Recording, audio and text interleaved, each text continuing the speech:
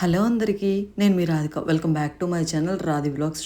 Long videos upload చేసి కూడా చాలా డేస్ అయిపోతుంది. షార్ట్ వీడియోస్ కూడా ఇప్పుడన్నా ఒక్కరోజు అప్లోడ్ చేస్తున్నా అంతే. రీచ్ అసలు అవ్వటలేదు కదా నా వీడియోస్. ఎందుకో నాకే కొంచెం స్లోగానే చేద్దాంలే అన్నట్టు అనిపిస్తూ ఉందన్నమాట. ఒక కంటెంట్ అంతా దొరికినప్పుడు చేసుకుంటూ ఉందాంలే నిదానంగానే. ఆల్మోస్ట్ 2 years అయిపోతుంది. ఇంకా 1500 దగ్గరే సబ్స్క్రైబర్స్ ఆగిపోయారు. మేబీ మన కంటెంట్ నచ్చట్లేదా లేకపోతే ఏంటి అసలు ముందు రీచ్ కూడా రావట్లేదు అనమాట. ఎక్కువ వ్యూస్ కూడా ఏం రావట్లేదు. మెయిన్ మనకి వ్యూస్ కానీ ఇవన్నీ జరగాలంటే ఎప్పుడైతే ఈ 15 మెంబర్స్ మనకి 15 మెంబర్స్ సబ్స్క్రైబర్స్ ఉంటారు కదా, 15 మెంబర్స్ సబ్స్క్రైబర్స్ అందరూ లైక్ చేసి కామెంట్స్ చేస్తున్నప్పుడు ఇంకా ఎక్కువ మందికి రీచ్ అయ్యే ఛాన్స్ ఉంటుంది. సో ప్లీజ్ దయచేసి మీకు నచ్చితేనే ఒక చిన్న లైక్ వేసుకొని, ఒక చిన్న సబ్స్క్రైబ్ చేసుకొని, ఒక చిన్న కామెంట్ రాయండి వీడియో ఎలా ఉంది ఏంటి అని. ఇవి దసరాలో దసరా రోజుల్లో తీసిన క్లిప్పింగ్స్, కొంచెం అంతకుముందు మా పిన్ వచ్చినప్పుడు తీసిన సరదా క్లిప్పింగ్స్ అనమాట. ఇవన్నీ మేము దసరాలో అమ్మవారిని చూడటానికి వెళ్ళాం. నేనేమనుకున్నానంటే ఇప్పుడు కాదు, ఉత్సవాలన్నీ అయిపోయాక ప్రశాంతంగా ఒకరోజు వెళ్దాం అనుకుంటే అనుకోకుండా మూలా నక్షత్రం సరస్వతి అమ్మవారి రూపం రోజు వెళ్ళాల్సి వచ్చిందనమాట. అసలు జర్నీ అయితే మామూలుగా లేదు. ఆల్మోస్ట్ 2 hours వెయిట్ చేసామన్నమాట.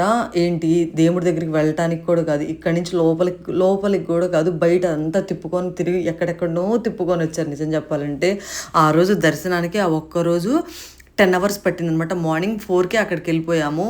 4కి వెళ్తే కొంచెం తొందరగా దర్శనం అయ్యిద్ది అన్నట్టు వెళ్తే అక్కడ చూస్తే సిచ్యువేషన్ దారుణంగా ఉందన్నమాట. కాకపోతే ఏంటంటే ఫుడ్ అనేది అక్కడ అవైలబిలిటీ లేదు, కానీ వాటర్ మాత్రం తాగిన వాళ్ళకి తాగినన్ని ఇస్తున్నారు.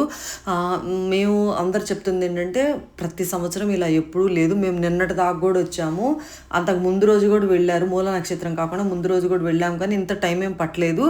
వినాయక స్వామి దగ్గర నుంచి లోపలికి పంపిస్తూ ఉండేవారు, వినాయక స్వామి గుడి దగ్గర నుంచి. మరి ఇవాళ చాలా దూరం మొత్తం మున్సిపల్ ఆఫీస్ చుట్టూ తిప్పారనమాట. సో అలా అమ్మవారి దర్శనం అయితే 10 hours పట్టింది నిజం చెప్పాలంటే. అండ్ నేను దసరా రోజు కూడా చాలా సింపుల్గా ఇంట్లో పూజ చేసుకుని ఆ పూజ క్లిప్పింగ్సే అనమాట అక్కడ చూపించింది.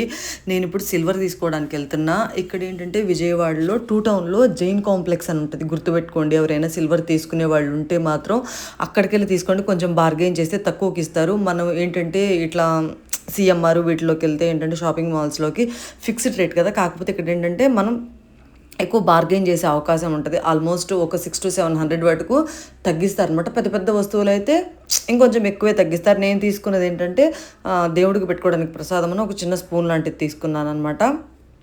సో అది కూడా నాకు తీసుకోలేదు, మా చెల్లికి తీసుకున్నాను.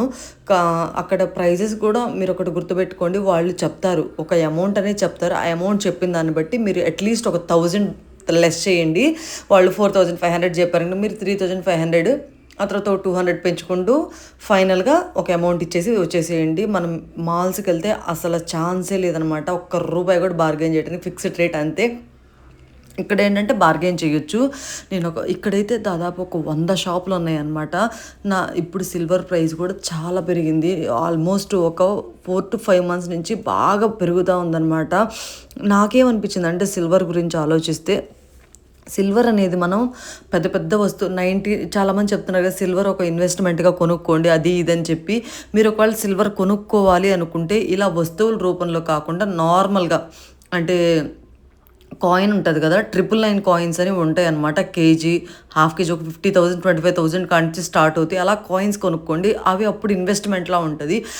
ఇవేంటంటే చిన్న చిన్న వస్తువులు కదా. నేను తీసుకుంది ప్రసాదం బౌల్లో ఉండేదంటే 75% వెండి మాత్రమే ఉంటుందంట. ఏదైనా సరే వస్తువు, ప్లేట్స్ అవ్వచ్చు, ఇంకేదైనా సరే వస్తువులు 75% మాత్రమే ఉంటుంది. మళ్ళీ మనం రిటర్న్ ఇస్తే 50% మాత్రమే వాళ్ళు రిటర్న్ ఇస్తారంట మనకి అమౌంట్ కూడా. అట్ ద సేమ్ టైం 99లో కూడా ఉంటాయి, అంటే 999లో కూడా ఉంటాయి అమ్మ, 92.5లో కూడా ఉంటాయి. కాకపోతే అవి ప్రైస్ ఎక్కువ పడతాయి అని చెప్పారనమాట. నాకేమనిపించింది అంటే మనం ఇంట్లో యూజ్ చేసుకునేదానికి 75 అయితే సరిపోతుంది. ఎందుకంటే మనం దాన్ని బ్యాంక్లో పెట్టలేము. అట్ ద సేమ్ టైం మనం వెండి అంత తొందరగా ఏం అమ్మము, ఎందుకంటే అవి ఏం పోయే కదా. పట్టీలో లైక్ ఏం చిన్నవి అయితే సర్లేమ్మ తీసేద్దాం అనుకోవచ్చు. ఇంకా ప్రసాదం బౌల్స్ కానీ పూజా వస్తువులు కానీ తొందరగా మార్చే పనే లేదనమాట. అవి లైఫ్ లాంగ్ ఉపయోగపడతాయి. కాబట్టి మీరు ఎప్పుడైనా సరే మంచిగా చూసి బార్గెయిన్ చేసి మీకు అవసరం ఉంటేనే తీసుకోండి. సిల్వర్ కూడా బాగా ప్రైస్ పెరుగుతుంది. ఒక ఇన్వెస్ట్మెంట్ లాగా మంచిగానే ఉంటుంది. ముందు ముందు మనం కొనుక్కుంటామో లేదో కూడా తెలియదు. ఒకప్పుడు సిల్వరు ప్రైస్ చాలా తక్కువ ఉండేది, ఇప్పుడు పెరిగిపోతుంది. ఇప్పుడు పెరగటానికి కూడా నేను ఒక చిన్న లాజిక్ చెప్తాను, మీరేమంటారో కూడా కామెంట్ చేసి చెప్పండి. ఇప్పుడు చాలామంది ఎక్కువ సిల్వర్ ఆర్నమెంట్స్ చేపించుకుంటున్నారు కదా, గోల్డ్ ఆర్నమెంట్స్ ప్రైస్ ఎక్కువ అవుతుందని సిల్వర్ ఆర్నమెంట్స్ చేపించుకోవటం వల్ల సిల్వర్ ప్రైస్ అంత పెరుగుతుందంట. దట్టు మనం ఎప్పుడైనా ఒకటి గుర్తుపెట్టుకోండి, జ్యువెలరీ గోల్డ్లో తీసుకొని చాలామంది ఇన్ఫ్లుయెన్సర్స్ ప్రమోట్ చేస్తూ ఉంటారు. సిల్వర్లో అది తీసుకోండి, ఆ జ్యువెలరీ తీసుకోండి, ఈ జ్యువెలరీ తీసుకోండి అని. సిల్వర్ జ్యువెలరీ అనేది పీస్ని బట్టి ఇస్తారంట, ఎన్ని గ్రామ్స్ ఉంటుందని. ఇది ఏమీ ఉండదంట. ఇప్పుడు మనం ఒక 20,000 పెట్టి కొనుక్కుంటే ఒక 8,000 రిటర్న్ అవుతుంది, లేకపోతే ఒక 10,000 రిటర్న్ అవుతుంది. ఆ బిల్ మాత్రం ఖచ్చితంగా మన దగ్గర ఉంచుకోవాలి. బిల్ ఉంచుకుంటే ఆ బిల్లుని చూసి దాంట్లో హాఫ్ అమౌంట్ అయితే మనకి ఇస్తారంట. అంతకు మించి అయితే దానివల్ల మనకేం యూజ్ లేదని చెప్పారు. నేను ఆల్రెడీ సిల్వర్లో తీసుకోవాలని చూశాను అనమాట. చూస్తే 20,000 చెప్పారు. మరి ఎందుకు ఇలా తీసుకుంటున్నారు జనాలు అని అంటే, బంగారం కొనలేక సిల్వర్లో ఇన్వెస్ట్మెంట్ చేసుకుంటున్నారు. ఇంక ఇవైతే లైఫ్లో వీటి వల్ల ఎలర్జీ, ఇప్పుడు పిచ్చివి పెట్టుకోవడం వల్ల కొంతమందికి ఎలర్జీ రావడం ఇలాంటివన్నీ జరుగుతూ ఉంటున్నాయి కదా. వీటి వల్ల ఎలర్జీ అలాంటివి ఏమీ ఉండవు. దట్టు సిల్వర్ కాబట్టి కొంచెం అమౌంట్ కూడా మీకు బ్యాక్ అవుతుంది. పిచ్చివి కొనుక్కోవటం వల్ల మీకు జీరో అమౌంట్ ఏమీ ఉండదు కదా, రిటర్న్ రాదు కదా. అదే సిల్వర్ అయితే కొంచెం రిటర్న్ అవుతుంది కదా, అందుకని చెప్పి ఇలా చేస్తున్నారు అని చెప్పారనమాట. చాలామంది సిల్వర్ కొనుక్కోవడానికి మెయిన్ థింగ్ ఏంటి అంటే గోల్డ్లో ఇన్వెస్ట్మెంట్ చేయలేక. ఇంకొకటి నాకేమనిపించింది అంటే ఈ ప్రమోషన్స్ అన్నీ చూసి కూడా చాలామంది కొనుక్కుంటూనే ఉన్నారు. నిజం చెప్పాలంటే నాకేమనిపించింది అంటే సిల్వర్లో ఇన్వెస్ట్మెంట్, జ్యువెలరీ మీద ఇన్వెస్ట్మెంట్ చేయడం అనేది వేస్ట్ అనిపించింది. ఎందుకంటే అది కూడా మనకు పిచ్చి ఎలా అయితే కలర్ పోతాయో సేమ్ ఇది కూడా gold కొన్నాళ్ళకైతే shade out అయ్యిద్దంట.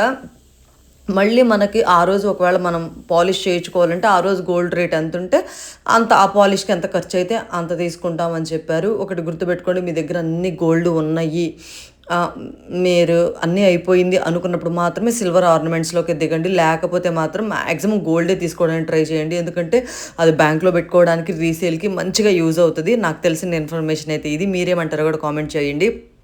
And Mirai movie అయితే నాకు బాగా నచ్చింది.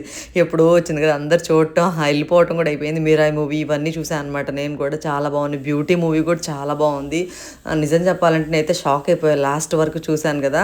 అంటే లాస్ట్లో అయితే ఆ ట్విస్ట్కి షాక్ అయిపోయాను నిజం చెప్పాలంటే. ఇంతవరకు ఆ ట్విస్ట్ ఎప్పుడూ ఎక్స్పెక్ట్ చేయలేదు.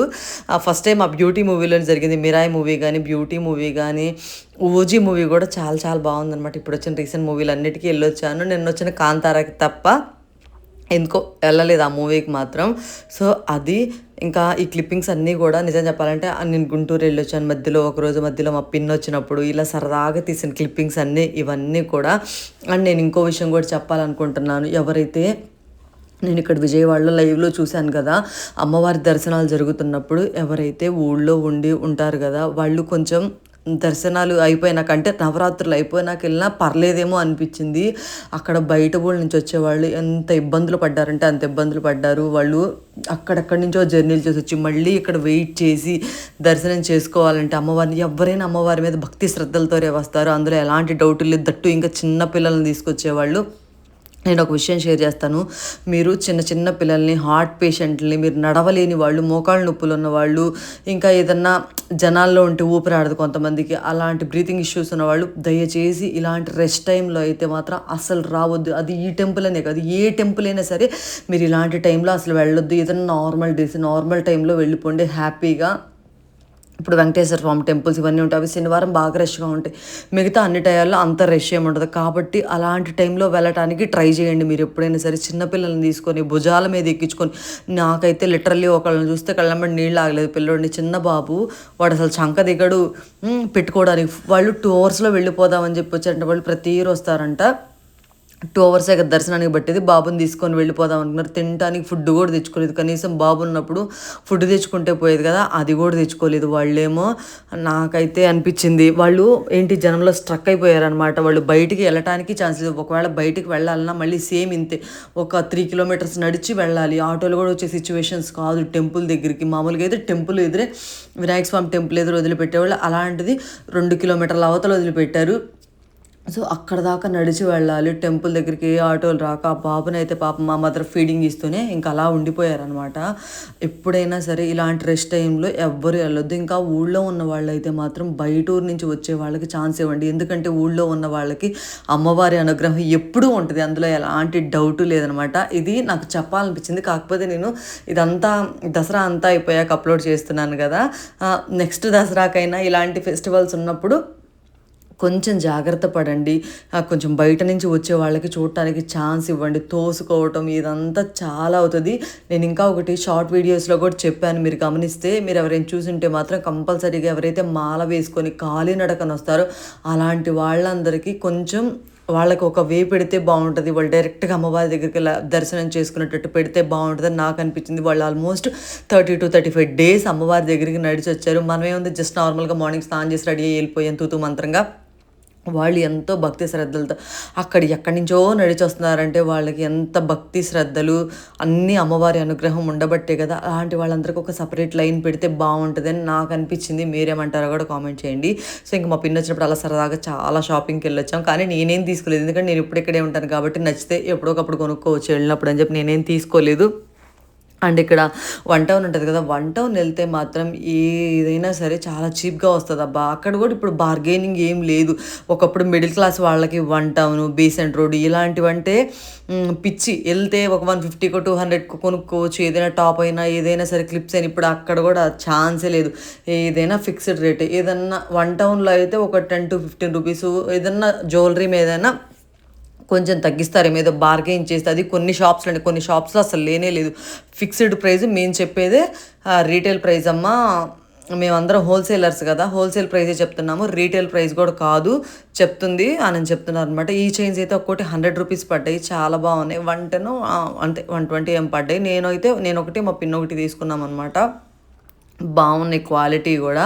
అలా ఎప్పుడైనా సరే మీరు వెళ్ళినప్పుడు తెచ్చుకోవడానికి ట్రై చేయండి. చాలామందిని గమనిస్తున్నాం కదా ఇప్పుడు ఎక్కువ ఆన్లైన్లోనే తీసుకుంటారు. ఆన్లైన్లోనే కాదబ్బా, బయటికి రండి, ఆఫ్లైన్లో తీసుకోవటం అలవాటు చేసుకోండి. ఇంకా ఆన్లైన్లో ఎందుకు అలవాటు పడ్డారంటే, నేను ఈ దసరా టైంలో నేను అసలు ఎప్పుడూ అబ్జర్వ్ చేస్తూనే ఉన్నాను. దసరా టైం, ఫెస్టివల్స్ టైంలో యూట్యూబర్స్ అందరూ ఒక లుక్ క్రియేట్ చేయటం, దాన్ని ఎలా చేశారంటే ఒక ప్యాషన్ చేసి పడేశారు. దానికి మళ్ళీ ఒక ఫోటోషూట్ తీపించటం, ఇలా చేయటం అనేది నాకు ఎందుకు అసలు నచ్చలేదు. మళ్ళీ కొన్ని బ్రాండ్స్ అనేది ప్రమోట్ చేయటం, ఇలాంటివన్నీ చేస్తూ ఉన్నారు. ప్లీజ్ దయచేసి ఇలాంటివి ఆపితే బాగుంటుందని నాకు అనిపిస్తుంది.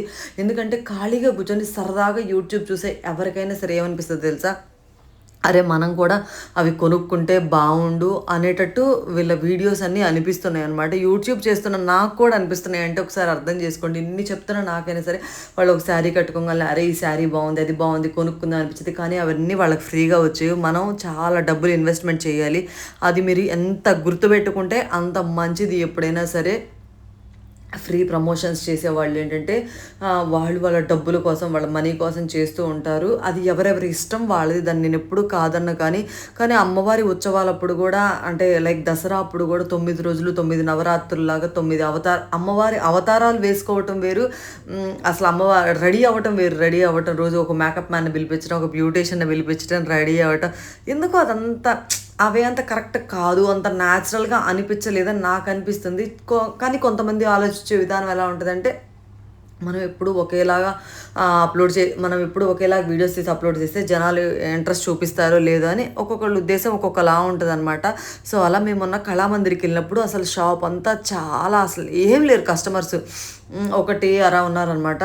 నేను అడిగాను ర్యాండమ్గా, ఏంటమ్మా అసలు ఏంటి ఎవరు లేరు, అందులో ఫెస్టివల్ టైం కదా ఇది అని అడిగితే, అమ్మ ఇప్పుడు ఎవరు పెద్దగా షాప్స్కి రావటం లేదు, ఎక్కువ ఆన్లైనే ప్రిఫర్ చేస్తున్నట్టున్నారు, ఇంట్లో కూర్చోవటం, ఆర్డర్ చేసుకోవటం. మాకు ఇప్పుడు కొంచెం నార్మల్గానే ఉంది, సీజన్ టైంలో ఏదన్నా కొంచెం రష్ ఉంటుంది కానీ అంత రష్ కూడా అనిపించటం లేదు ఇప్పుడు అని చెప్పన్నారనమాట. మేము చాలా మాల్స్కి కూడా వెళ్తున్నాం కదా, మాల్స్ కంటే ఏదో సరదాగా చూడటానికి వస్తాను, కొనేవాళ్ళు కూడా చాలా తక్కువగానే ఉన్నారండి ఎక్కువ ఆన్లైన్లో. మీరు ఒకటి గుర్తుపెట్టుకోండి, ఆన్లైన్లో తీసుకునేటప్పుడు అది ఇంటికి వచ్చిందాక డౌటే. నేను కొన్ని ఆన్‌లైన్ వెబ్‌సైట్‌ల దగ్గర చూసినవి డైరెక్ట్‌గా ఇప్పుడు విజయవాడలో చాలామంది ఉన్నారు కదా! 1 ఆర్ 2 దగ్గరికి వెళ్ళామనమాట. ఇన్‌స్టాగ్రామ్‌లో చూసి వెళ్ళాము. వెళ్తే వాళ్ళు ఇన్‌స్టాగ్రామ్‌లో చూయిచ్చేది ఒకలా ఉంటే, అక్కడ మనం చూసేది లైవ్‌లో ఇంకోలా ఉందనమాట. వాళ్ళు చూపిచ్చేది ఎలా ఉందంటే, ఏదో చాలా గ్రాండ్‌గా ఉన్నట్టు అనిపిస్తుంది ఫోటోల్లో. అక్కడికెళ్ళి చూస్తే అదేం లేదు. జస్ట్ నార్మల్ కూడా కాదు. ఏదో అసలు బాలేదనమాట. నాకైతే అసలు నచ్చలేదు. నేను ఇలా ఇన్‌స్టాగ్రామ్‌లో చూసినవి రెండిటికెళ్ళా. నేనైతే పేర్లేం మెన్షన్ చేయటం లేదు గానీ రెండిటికి వెళ్ళాను. అంత క్వాలిటీ అన్నట్టు ఏమీ లేదనమాట. వీళ్ళు మాక్సిమం ఎక్కువ లాగిస్తుంది బిజినెస్ దేని మీదంటే ఇన్‌స్టాగ్రామ్ త్రూనే లాగిస్తున్నారు అన్నట్టు నాకనిపిచ్చింది. అండ్ ఇంకొకటి కూడా గుర్తుపెట్టుకోండి. ఇన్‌స్టాగ్రామ్‌లో చాలామంది ఫేక్ గూడా ఉంటారు. మీరు మనీ ఏసేసి శారీ వచ్చిందాకా ఇబ్బంది పడటం కన్నా గూడా హ్యాపీగా మీ దగ్గరున్న స్టోర్‌లకి ఎళ్ళండి. సరదాగా కొంచెం రిఫ్రెషింగ్‌గా ఉంటది. మైండ్ సరదాగా షాపింగ్ చేసినట్టు అనిపిస్తది. అసలు ఒక దసరా టైంలోనే షాపులు కిటకిటలాడటం లేదంటే ఒకసారి అర్థం చేసుకోండి వాళ్ళ బిజినెస్ ఎలా ఉంది? ఏంటి అనేది. సో, నేను మొన్న ఎగ్జిబిషన్‌కి గూడా వెళ్ళాను ఇక్కడ రీసెంట్‌గా విజయవాడలో పెడితే, అక్కడ గూడా చాలా ప్రైజెస్ ఉన్నాయి. బట్టలు మనం కొనే స్టేజ్‌లో లేమా? లేకపోతే బట్టల ప్రైస్ ఇంత పెరిగిపోయిందా? అని చెప్పి అనిపిస్తూ ఉంది నాకు కూడా. అసలు చాలా ప్రైజెస్ ఎక్కువున్నాయి. మరి అంత ఎక్కువ ఎందుకున్నాయో గూడా నాకసలు అర్థమే కావట్లేదు. ఒక శారీ నచ్చి అడిగాను. నేనసలు ఆ వీడియో గూడా తీయలేదనమాట. చిన్న క్లిప్ కూడా తీయలేదు నచ్చిన శారీ గూడా. ఎందుకనంటే నేను అప్‌లోడ్ చేసి ఎవరికైనా నచ్చితే అది ఉండదు. అది ఓన్లీ 3 డేస్ మాత్రమే జరిగిందనమాట.